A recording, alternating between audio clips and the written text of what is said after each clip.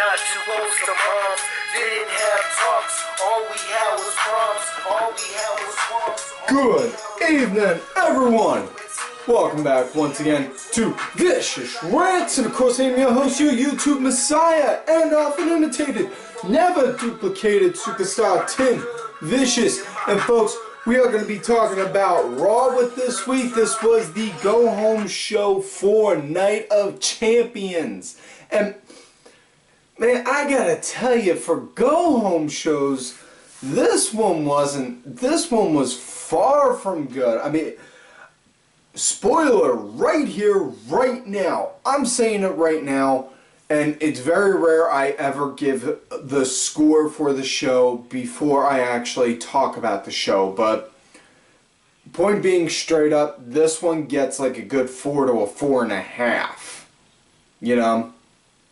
Now, show started out with Hunter and Steph. They came out talking about how this was the season premiere and, you know, highlighting on how big changes, new stars rising, and, you know, and then they talk about on how they're going to have the main event for the night, and it's going to be one that is for the history books for the first time, first time ever in the history of WWE.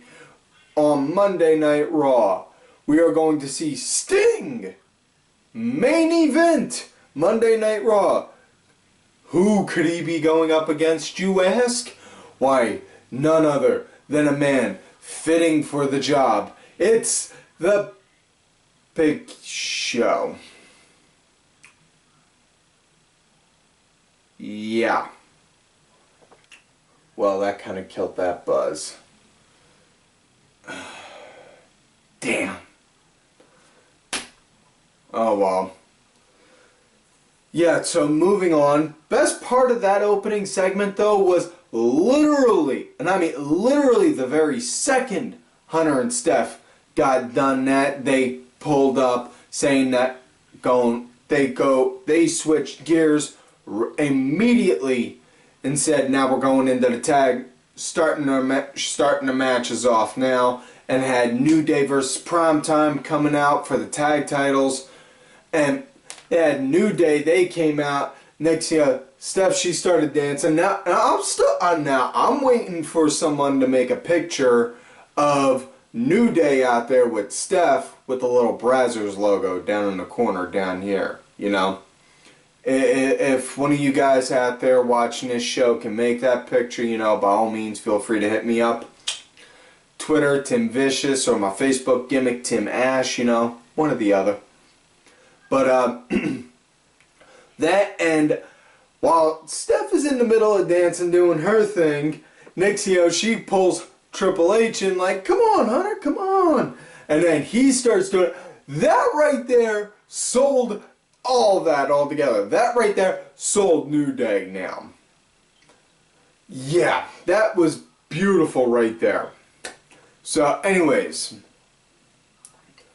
on with the show, talking about with the match now, New Day versus Primetime Players. You know, as far as what Raw tag team matches go, honestly, I give this a good 5 out of 5 for a match for tag team matches on Raw. Because in all honesty, it's not often you see ones that were this good that actually had good storytelling. Not talking about the physicality or, you know, good ring work or anything like that. I'm just saying storytelling wise, because the story that was basically being told, Primetime Players were saying, hey, we didn't get pinned for our belts. We're pissed that we lost them, and we're going to kick your ass. And New Day's story is, hey, we're the champs, and we're going to be happy over it. Yay. And they're doing that kind of shit. And, yeah. You know? Not only that, anyone notice when Big E's dancing now anymore, he's like doing more gyrating, like moving his hips. Like next thing you know, you're just going to be seeing him coming out as the Big E Boski, you know? with like a towel on him, just coming out like Val Venus soon. You know? I mean, but yeah, this was a decent match. Absolutely loved it. Love seeing Woods is killing it with sitting ringside with the trombone.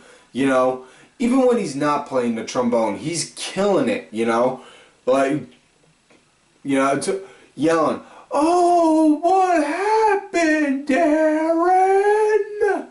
You know, yelling like that. I swear, this guy had to spend hours, and I mean hours on end, seeing on what a good manager does to antagonize the opponents. You know, doing things like, you know, it's almost like seeing, like, in a weird kind of sense, like seeing like Bobby Heenan and Harvey Whippleman, of all people, kind of like meshed together.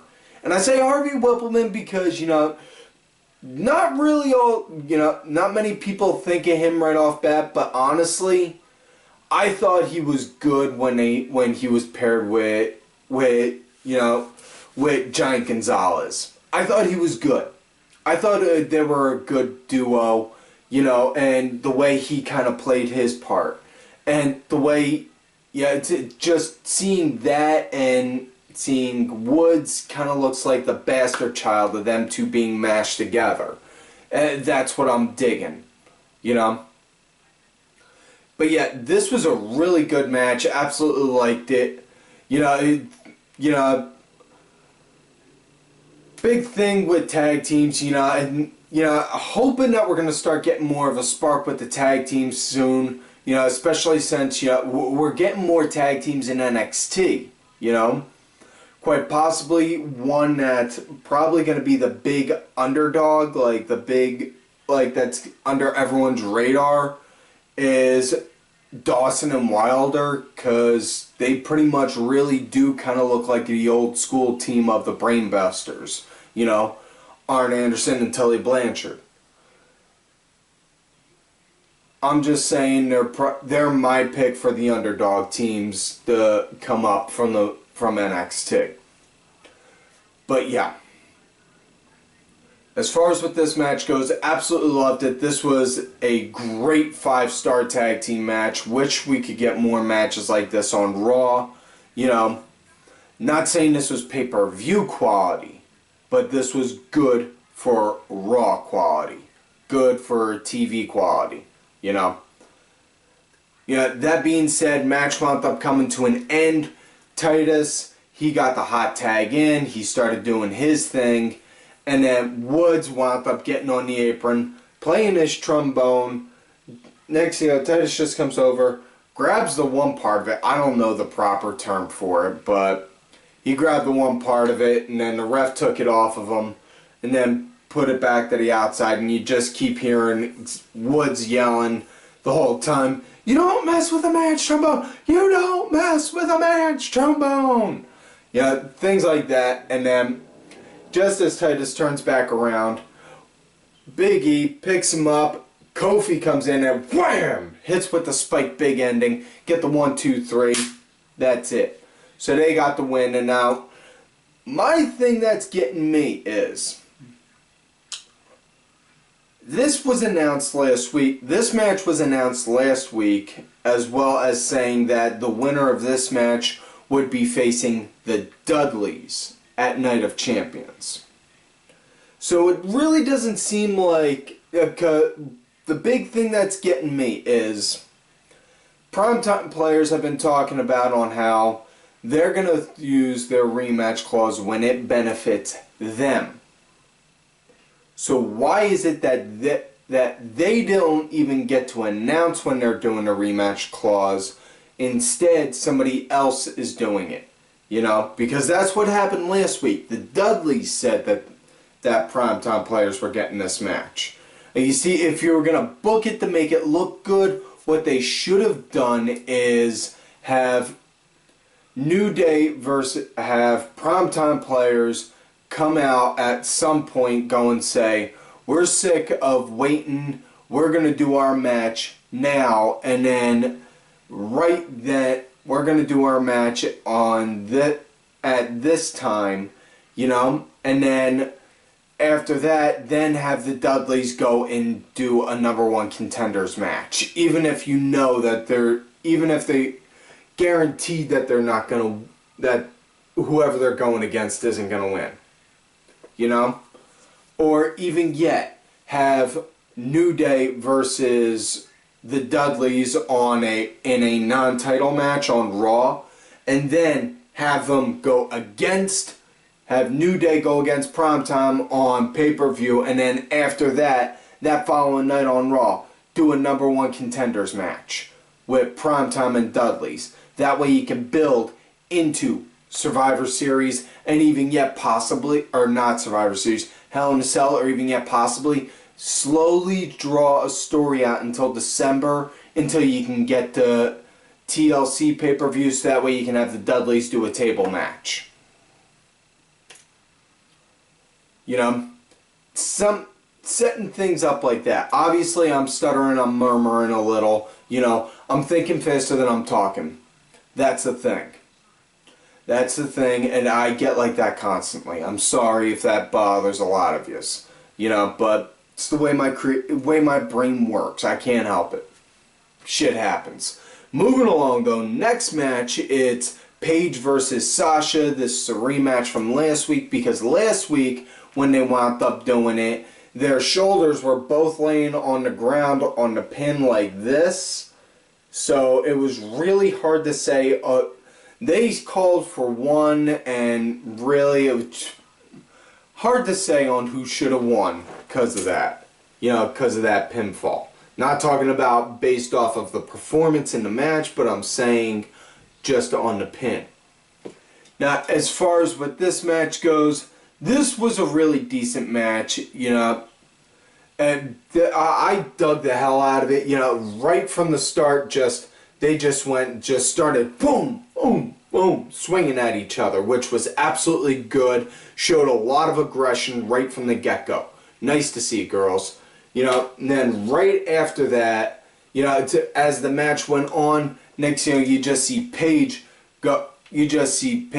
go and throw this German to Sasha to where you swear she wound up getting it, and you know, she saw like from the old Looney Tunes cartoons, she got hit in the head and you just saw little birdies flying around her head, because she took that boom, boom, and then rolled out to the outside of the ring, and then you just swear she was like, ugh.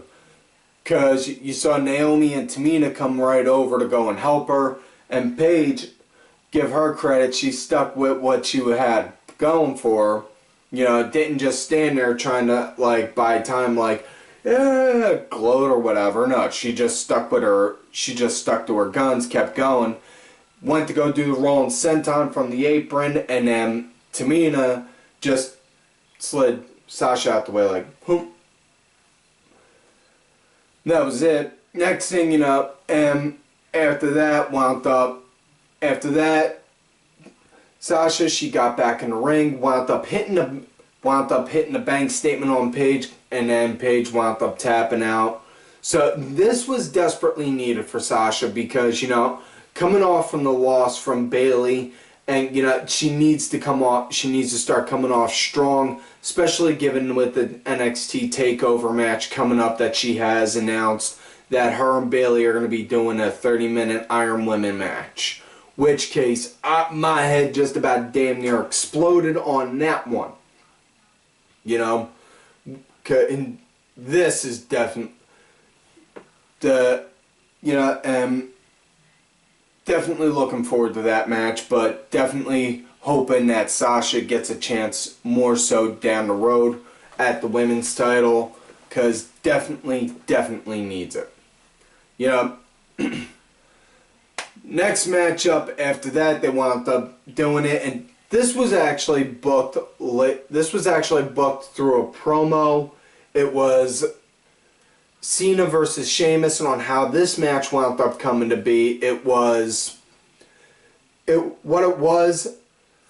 Seth wound up coming into the Hunter and Steph's office, talking about on how, hey guys, saw the dancing out there, it was pretty good, you know. I'm just wondering, how do you think seeing on how you're taking care of Sting, how are we going to be taking care of Cena and even Sheamus? And then Hunter just looks like, I like the way you're thinking. Take care of them. And then Seth just said, oh, you want to put them both in a match against each other? That's right. So yeah, that's on how we got this match. And yeah, it was your pretty much your normal run-of-the-mill Cena-esque match. I mean, Sheamus, he had control for the beginning of the match. Cena wound up getting in the end, and yeah, Cena wound up rising above this insurmountable odds stacked against him, you know, and then just miraculously was able to pull out his finishing move. Yeah.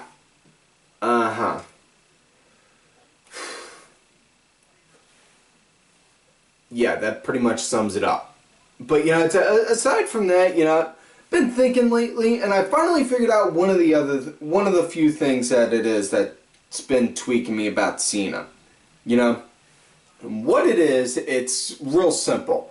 You know, you get an 8-year-old goes around dressing up like he's a cartoon character. Oh, perfectly fine. Kids, perfectly fine. People laugh, think it's cute and funny. Any other grown-up out there does it that's not John Cena, though, they get scolded and shunned. And then they possibly get told, Tim, you can't do that in work, you have to go home now. Of course, I'm not saying it was me, just moving along now. Yeah, moving along. Yeah, it's next thing you know, wound up getting like a freaking cock tease of a match. And I say cock tease because it wasn't even really a match. What it was, Stardust came down with the Ascension, in which case, thank God the Ascension are finally getting a chance to have something going for them instead of just being jobbers on the main roster. You know, because they came down to NXT for the Dusty Road Classic tag tournament, and you'd have thought like you'd have thought they were like the tag team Jesus, because crowds were appreciated them, you know, did the welcome backs, let them go and do the hi-ya chants when they were doing the corner stomps, all of that. But moving along. Next thing you know, Neville comes down with the Lucha Dragons and they all go and start tearing at each other. And then that's it. And we wind up getting told that that's going to lead to a 6-man tag for the Night of Champions kickoff show. So, okay. But yeah. Next matchup, it was the match everyone has been waiting possibly for all fucking week for, which it was Charlotte and Nikki for the Divas title, which, and man,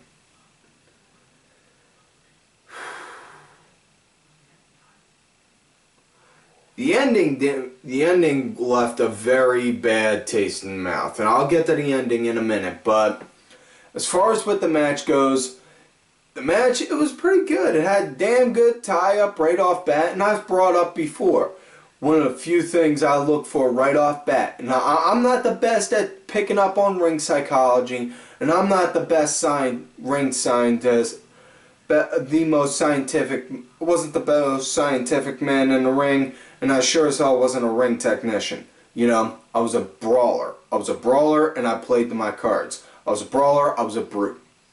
You know, but when I watched matches, though, I would always go to look and see how people would do with the tie-ups right off bat, because, you know, my way of thinking was, if they can do a good tie-up, you set the pace for the match based off of the tie-ups. They had a pretty damn good tie-up right off bat, so that was a good sign. And this was a damn good match, I will give it that much, you know?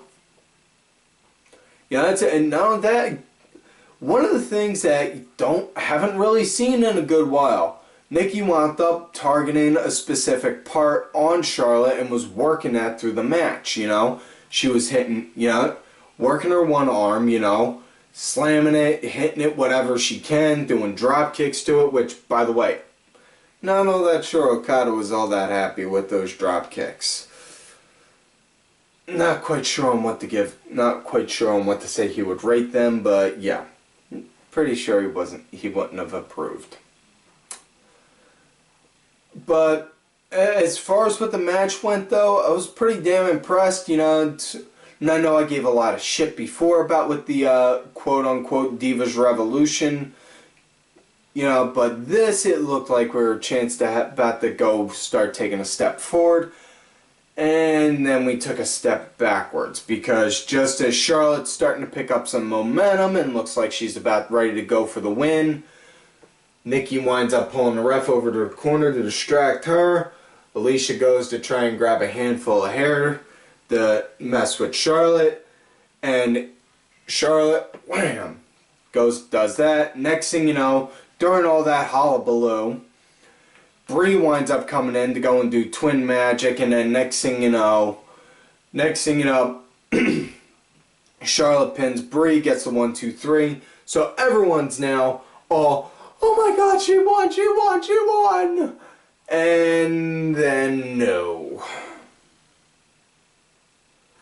Because, you know, it's this very same thing happened before with Paige when she had her match against Nikki. You know, she went to go do that, it didn't go. And Steph came out and said, you didn't pin somebody who was actually in the match, so can't really. And then said, you're now going to have your match at Night of Champions, and if Nikki is disqualified for whatever reason, Nikki no longer, basically to sum it up, saying Nikki doesn't have champion's advantage now. Yeah, trying to think on how she phrased it, I can't, you know, my brain's fried. You know, this pissed me off to no end with this end, because all I kept thinking was, fuck a doodle do, you know? Okay, not saying I'm a big AJ fan, but this was really more so just a piss right into the face of the AJ Lee fans, you know? You know, doing that, because teasing that it was going to change. Teasing that the title hand was going to change like that. That's what it was. You know, honestly, I can't say whether I'm for or against Charlotte changing. You know, pretty good. I dug her title run in NXT. You know, but as far as with her on the main roster, not sure. You know, honestly, I would just like to see her put a little more emphasis on herself instead of just them constantly emphasizing on how, you know, her daddy's Ric Flair. You know, unless we wind up having the same situation with her as we do with Tamina. Moving on now.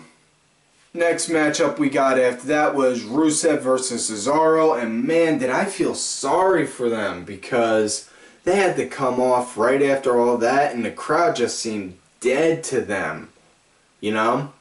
And this wasn't even really so much of a match as it was just Rusev just standing there and letting Cesaro go and do his thing. Now, and despite everything Cesaro was doing, because, you know, he had a good vertical suplex, and even when he lost momentum, he was still holding up and doing good.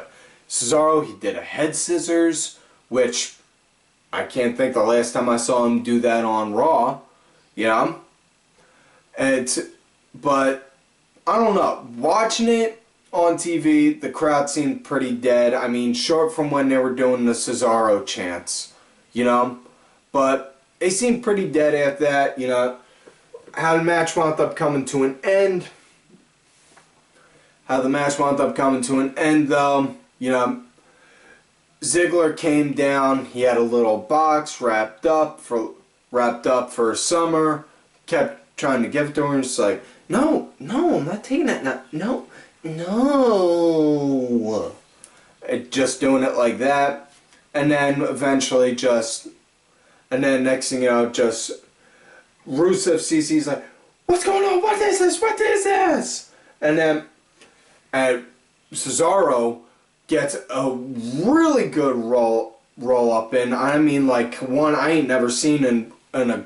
I can't think of when I seen one like this. Like he put Rusev's arm behind him and then rolled him up and held onto that arm like that, which really good. Really like seeing. Would like to see more things, more ingenuity like that. See, I'm thinking faster than I'm talking. There. Focus, man. Focus. Did that, got the 1, 2, 3, and then the whole time Rusev screaming mad because of it. And then Ziggler comes in, super kicks him, and then Rusev and Summer walk off, and Summer, she's got the little box and the bat hidden behind her.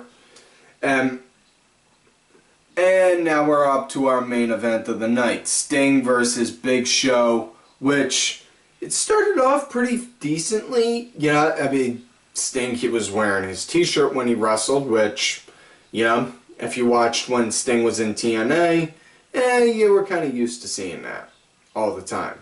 You know, but as the match went on, it was then eventually, it was, next thing you know, as the match went on, it was about a minute 40-something, minute and a half, minute 40-something. I know I saw a timer out there circling the whole Twitter. You know, but Rollins came down, started stomping on Sting and Show. They started double teaming them, and then eventually Cena came down to stop that. And then next thing you know, Triple H pulled out his best Teddy Long and said, "We're gonna have ourselves a tag team match, players. Holla, holla, holla, holla, holla, holla." Hey, it's been a while since I did the Teddy Long dance on here, folks. Let me enjoy this. Okay, now I'm done. And then we got this. And I'll say this much for Seth and Show. They were actually showing a good tag team psychology in a sense, because they would cut the ring straight in half, trying to isolate Cena as much as they were able to. You know? They isolated Cena for a good bit, cut the ring straight in half down the middle, and kept Cena on their half, which, you know, that's one of the big things about with tag teaming that you don't really see a whole lot of, which, you know, like I said, there's an art to tag teaming. That's one of the many pieces to it, you know? But anyways, as it went on, eventually Cena, he got the hot tag in on Sting. Sting came in, wham, started going to town on everyone. Stinger splashed Rollins, and then, or not Rollins, Show, got him out of there, and then Cena AA to Show, that got AA to Show, see, there, my brain's fried. Bah. Cena did the AA to Show, and next thing you know, Seth wound up going to line up Cena for the pedigree, and then Sting came over, grabbed a handful of hair, Scorpion Death Drop, and then just proceeded to go and lock in the sharpshooter, yeah, the Scorpion Death Lock. See, like I said, brain's getting fried. Fuck! Sorry, it's been a rough couple days for me here, folks, over at the Vicious Studios. But did that, and then next thing you know, Seth, he tapped, so Sting got the win. You know, so as far as with saying on how he's coming out, honestly, I could see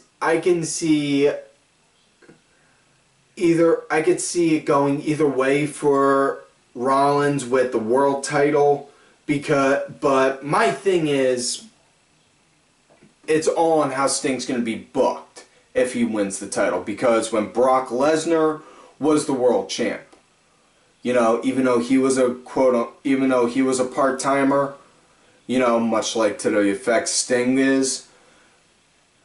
When Brock was booked, he was booked as a big must-see attraction.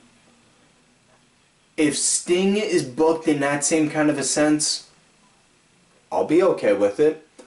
But if Sting's just going to be booked as the world champ and then not get any, like, real big hype, then just, you know, what's the point then? You know?